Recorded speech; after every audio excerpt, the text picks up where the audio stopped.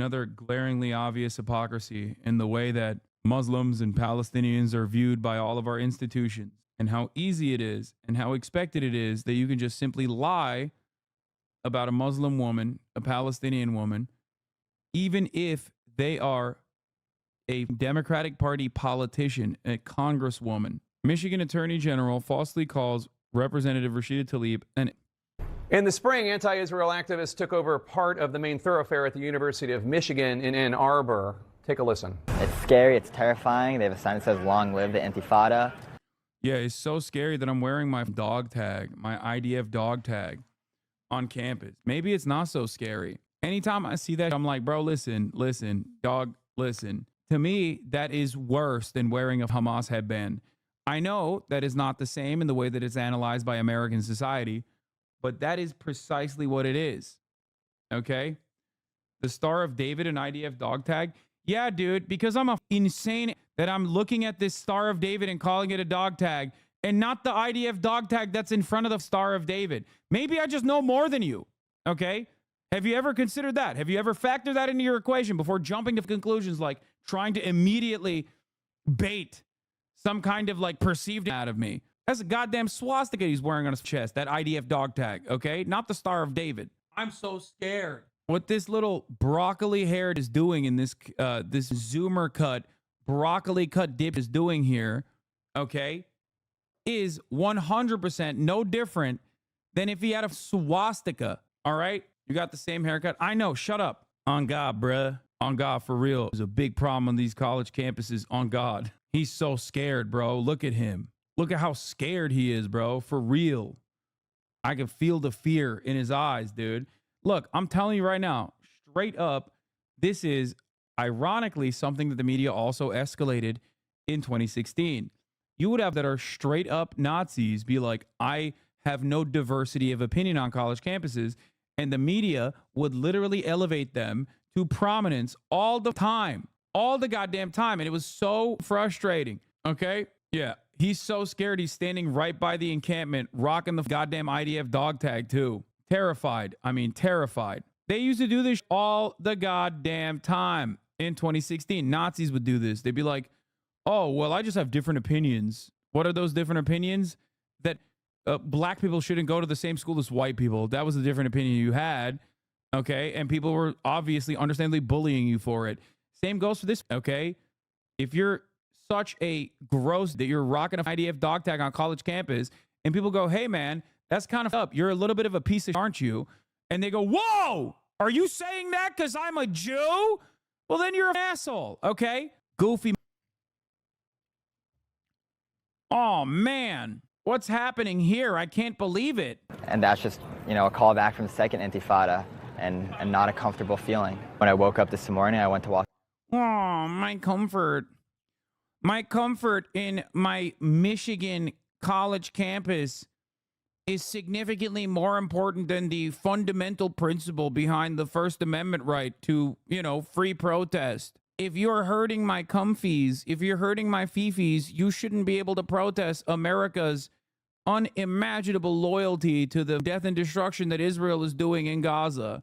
You can't protest that. It's hurting my feelings. No! Walk to class. It was the first time this semester I had to walk around the diag. Now the protest. No, you had to walk around to go to class? No, dude, man. Yo, we should extra Palestinian children for that one. No! I wanted to run around. And then when I was going to class, I had to walk around the encampment, and they were saying that what Israel is doing is, and it hurt my feelings because I do think Israel is doing it, but I like it. It's really messed up. They kept saying that my IDF dog tag was me firmly being committed to bloodshed, which is true. Got more heated at different times throughout the year, and right now 11 participants. Yeah, ethnic intimidation, assault of a police officer, resisting arrest, misdemeanor trespass, destruction of personal property, and disturbing the peace. It's okay. And the Michigan Attorney General can suck my her for literally prosecuting student protesters. Dumbass. In the protests, some of them students, some of them not. are being prosecuted. Michigan Attorney General Dana Nessel's office alleges among the committed during the 30-day takeover of the school are, quote, are ethnic intimidation and assault of a police officer, resisting arrest, misdemeanor trespass, destruction of personal property, and disturbing the peace. Now, when those charges were announced a few days ago, Michigan Democratic Congresswoman Rashida Tlaib of Michigan said that the charges were, quote, frivolous. Even New York didn't do that, bro. That's what's even crazier about this being in Michigan. When you're the Democratic Attorney General of the Democratic state of Michigan, which is run by a Democrat that is relatively popular, a state that is comprised of a ton of Muslims and Arabs, okay? Like, you taking this position is insane, okay? This happens in Texas. You're like, okay, it's still up. It's still, you know, unimaginably cruel and glaringly obvious hypocrisy, but like, it's Texas. You know what I mean? It's wild. And I do believe it's a political statement for her to capitulate to pressure. And a, quote, shameful attack on students' rights. And then Congresswoman Tlaib said, quote, it seems that the Attorney General decided if the issue was Palestine, she was going to... Imagine if black people were embraced like this every time we said we were attacked. Yeah, the difference is, like, black people are actually attacked and intimidated. And also institutions do defend that process. And institutions actually churn out that process, okay? It is very different than the way it festers in society and what that person is using as, like, an attack. What that person is talking about does not even correspond to the historic precedent, okay? In terms of, this isn't to say it does not exist. I'm not saying that at all. Of course it does. But that's not how it manifests. Like, black people aren't complaining. That's why it's more similar to like a straight up Nazi being like, or a straight up conservative being like, oh, they're attacking Christians. They're attacking me because I'm a Christian male, you know? Like, what the fuck are you talking about? Your position as a Zionist is literally adopted by the American State Department. It is straight up the current position. That's why the pro-Israel protests were hilarious. It's like, what are you protesting? More dead children? Like, they're going to give that for you. They're going to give that to you no matter what. Even if you protest, if you don't protest, it's going to happen. Okay? It is already the status quo. That's why it's so laughable when people try to be like, yeah, it's a really brave position to come out and be in support of Israel on mainstream media. Like, wow, dude. Thank you for your brave and bold take. What's next? Saying that you're pro-American military? Another bold take, huh? Treated differently. And that alone speaks volumes about possible biases within the agency she runs, unquote. Now, that comment left some in Michigan, including Attorney General Nessel, with the impression that Congresswoman Tlaib was accusing Nessel, who is Jewish, with letting her religion affect her decision to prosecute, especially given the bipartisan vote in Congress last November to censure Congresswoman Tlaib for her comments about Israel. That's part of the context here. We asked Congresswoman Tlaib to come on the show today to clarify. She did not respond to our request. We asked her office to clarify what bias does Nessel have, or her office, and they did not give us an answer. Yeah, by the way, they didn't do that because you lied. And today you were forced to basically do a subtle apology, which Dana Bash also gave a clarification on. Dana Bash yesterday, everywhere it comes from both ends of the political spectrum, and Rashida Tlaib participated in this. Dana Bash today. Clarification on a story we brought you yesterday concerning Congresswoman Rashida Tlaib's comments attacking a decision by Michigan Attorney General. For the record, ain't nobody read the goddamn interview. I did. Okay. Another apology came here. Well, not even an apology, because these people are not people with any dignity. Okay. So, of course, they're not apologizing. One, Governor Whitmer, when your attorney general prosecutes people for law harassing Jews and attacking police officers, it's in the interest of public safety. When a congresswoman accuses the attorney general of prosecuting protesters simply because she's Jewish, it's bias. Saying you want to make sure that the students are safe on our campuses is just words if you are not willing to use your bully pulpit to speak out unequivocally on and support holding people accountable for law when it affects Jews. So, as you already know, Jonathan Greenblatt straight up wants to, okay? Straight up. He wants them unmasked. He wants them in jail. And he wants them to never be able to speak again. I am not even a little bit exaggerating on this. He straight up has openly been like, you have to unmask them. You have to unmask them. And as the leader of the Apartheid Defense League, he has been able to get away with a lot of his wishes. He gets a ton of media time. He goes on MSNBC all the time. He goes on CNN all the time. He is seen as the foremost authority on it. And What he does with that level of authority and influence is simply defend Israel. Okay? That's why you rarely ever hear about him chirping about right-wing right-wing. Sometimes he'll talk about it only to basically maintain a shred of legitimacy as though he does care about it. But he'll never do that if someone is a pro-Zionist. Okay? You will never hear Jonathan Greenblatt on someone with the same severity.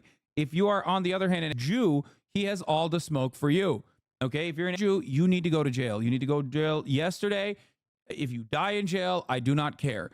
That's his perspective. He has so much more anger and resentment towards Jews as the head of the ADL than he does for Israel defenders. Okay? Just understand that. Dana Nessel to bring charges against pro-Palestinian protesters at the University of Michigan. Tlaib accused Nessel of, quote, biases. Here's Tlaib's full quote to the Detroit Metro Times. It seems that the Attorney General decided if the issue was Palestine, she was going to treat it differently. And that alone speaks volumes about possible. It's so funny that they refuse to show the full context even now, even in their clarification. Okay? Even this is not the full quote. Okay? It is so goddamn sickening that the media is doing this.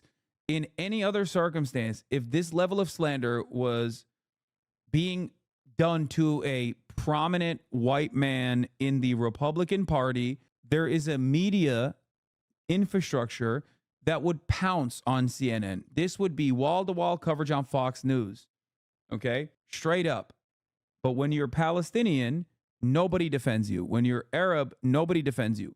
When you're Muslim, nobody defends you. The Democratic Party won't defend you, and the institutions that are supposed to correctly and accurately report on the truth will drop the ball, and not even drop the ball, but deliberately lie about you. This has happened time and time again. Okay? This happened with Ilhan Omar quite a bit, and it happened with Keith Ellison. It happened with Rashida Tlaib in the past, and it's happening with her again.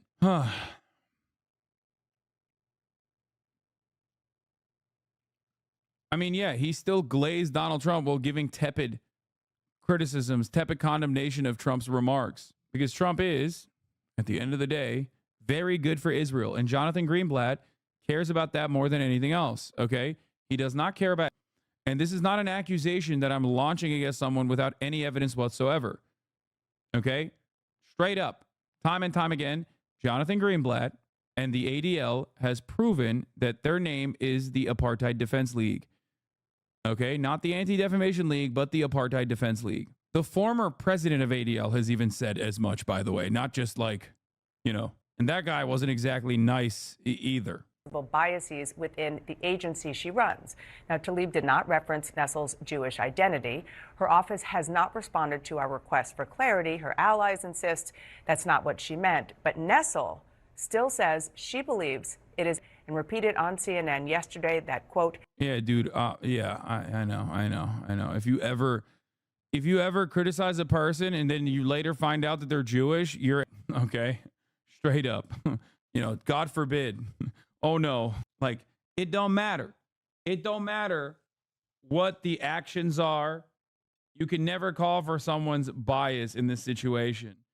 Because God forbid, oh my God, you find out that they're Jewish after? Oh, dude, well, I guess you've done it. Get the out of here, dude. Yeah, this is some Jews are tired ass. I know.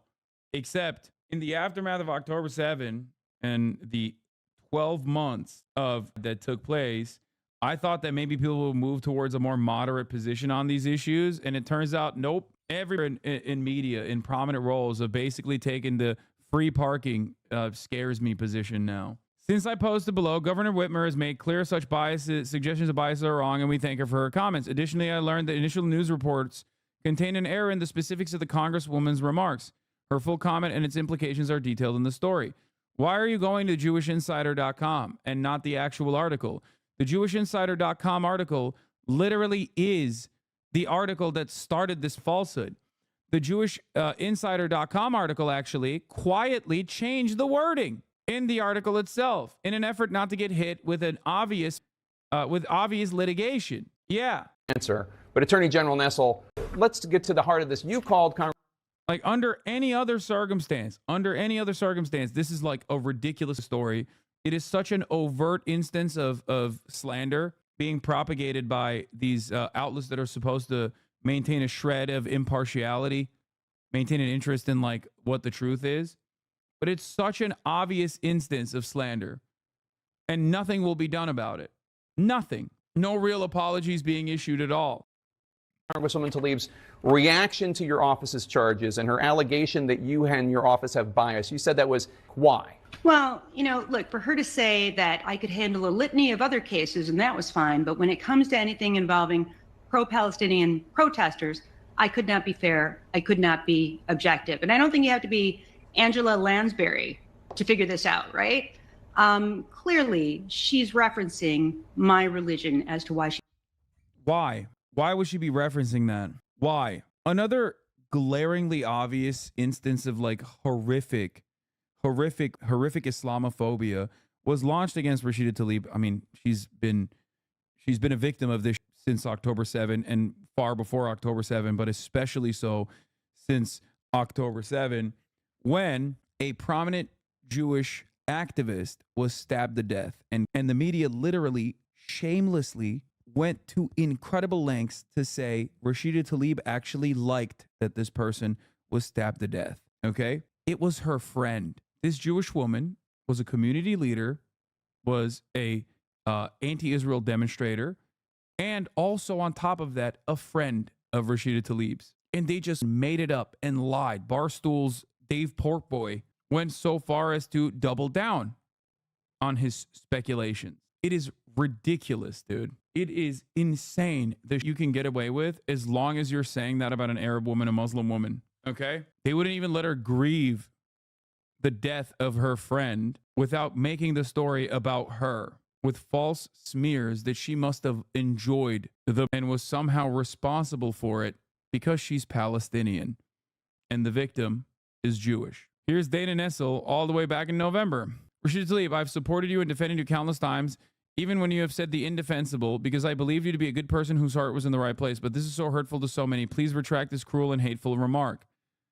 The cruel and hateful remark was, by the way, from the river to the sea is an aspirational call for freedom, human rights, and peaceful coexistence, not death, destruction, or hate. My work and advocacy is always centered in justice and dignity for all people, no matter faith or ethnicity. A statement she was censured for, by the way. Please retract this cruel and hateful remark. When we look at it with today's lens, it probably makes it a little bit funnier, don't you think?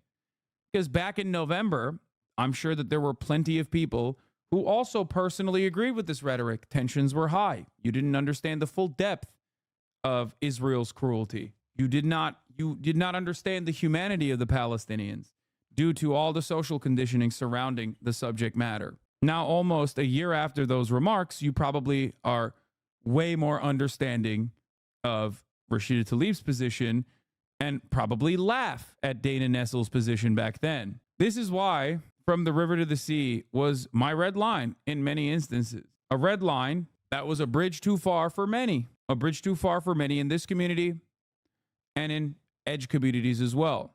But the reason why I stood by Rashida Tlaib and was resilient in defending these statements is because I understand where they come from.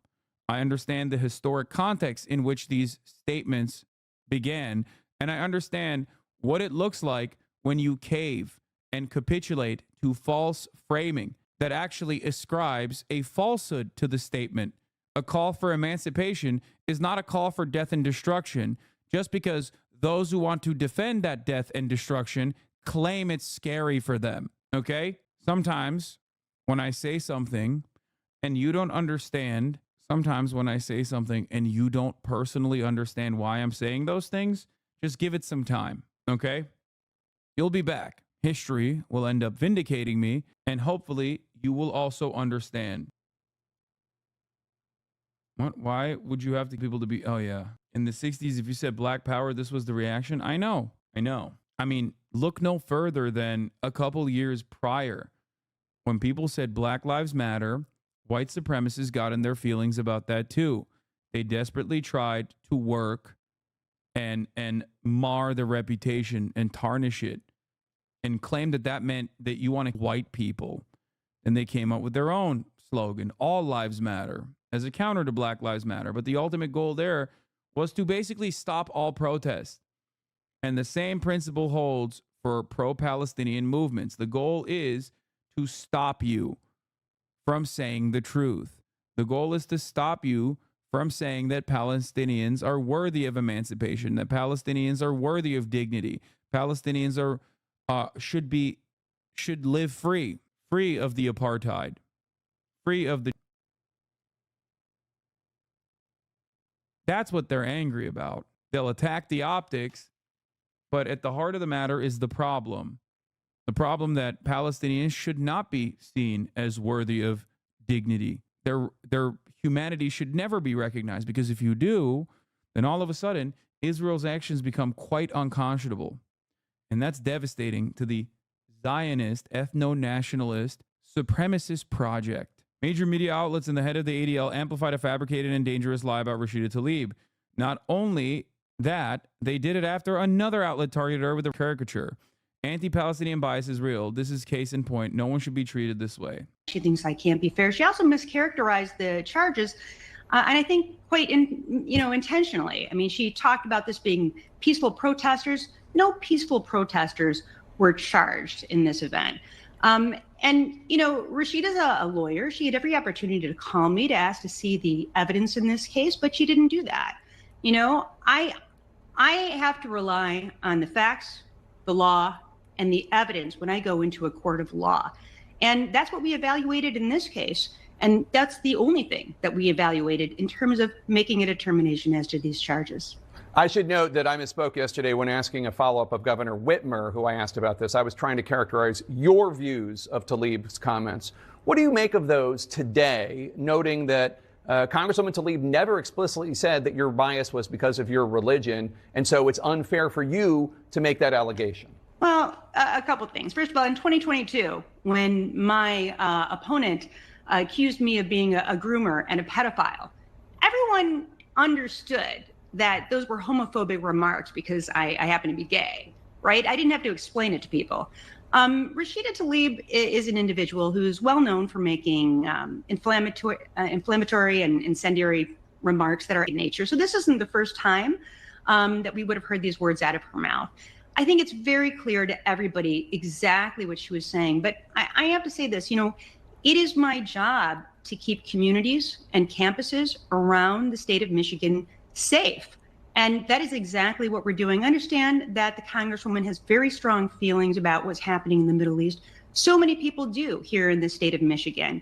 But, that doesn't excuse behavior. And the answer to what's happening in the Middle East clearly is not to have chaos and anarchy and lawlessness on our college campuses in a way that jeopardizes the safety of students. It's my understanding that the University of Michigan is not displeased with charges being brought against people who were not peaceful protesters. The university has not commented to me anyway, one way or another. These cases were submitted to my office, and we did a fair and impartial and extensive review. And again, this evidence will be presented in a court of law.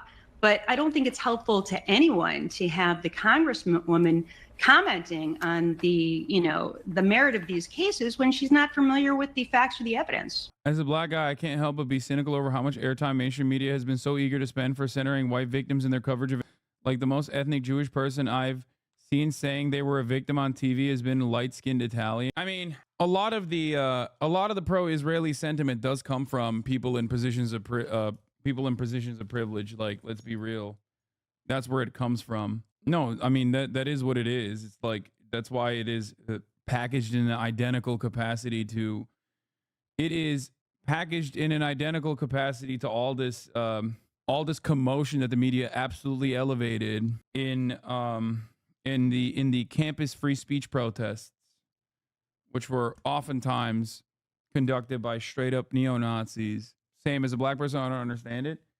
I mean, you should understand it as a black person. It's because the calls of bigotry are being conducted by those with privilege. And that's the only reason why I get so much goddamn airtime. That's what it is. Like, the positions that these people have, are literally a point of privilege. Like, they're claiming that a reiteration of the American State Department's position on Israel is actually somehow a brave one, is actually somehow putting them in harm's way. It's like saying, oh, they're attacking me because I'm pro-cop. Like, that's not a real thing, man. What the f are you talking about? Suck my... What are you saying? What the f are you saying? Oh, man, they're attacking me because I said the American military is good. Do you see what I'm saying? It is no different. It does not matter. It does not matter whether you are Jewish or not Jewish. If your position is pro-Israel, okay, if you are repeating pro-Israel perspectives and pro-Israel positions, and you try to claim that you are being attacked for said positions, and that there is some victimhood to be extracted out of you being pro-Israel, you are a delusional loser. It is a laughable notion that you would incur any penalties whatsoever for being pro-Israel. It is ridiculous. The inverse of that, however, is very true. It is the most normal thing to incur penalties for being anti-Israel. You are branded as an instantly. Hasan looking slick today. Gucci's commie cousin. What does that even mean? Yeah, I mean, I liked this tweet when I saw it. Yeah.